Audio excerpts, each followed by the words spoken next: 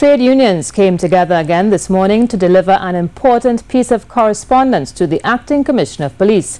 This as they continue to mobilize to have a very significant march in August. Marie-Therese Bernard was there and she has this report. A storm is coming. Those are the warning words of leader of the joint trade union movement, Ansel Roger, who on Thursday morning delivered to the police a request from 3 union federations to hold a march on August 4th. Mr. Roger explained the need for the pomp around the request.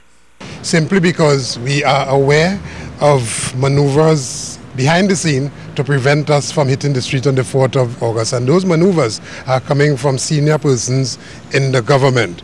And therefore we feel that under the glare of the media and under the scrutiny of the public, we should make this application known to everybody.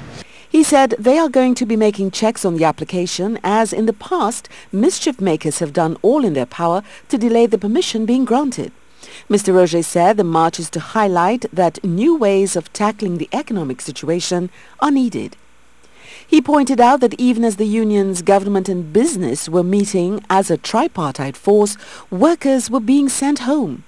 This disappointment in the government's inaction is what Mr. Roger said has led Labour to their August 4th march.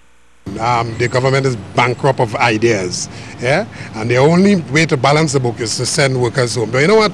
The sad thing about that is that they are telling the same workers, we are going to be sending more and more of you home, and those workers feel that their support for the party would keep them at the job. That wouldn't happen so. He took the opportunity to commiserate with the Flow and the C&W communication workers who have been offered VSEP packages. We condemn outrightly, vehemently, the sending home of all of the workers by Flow.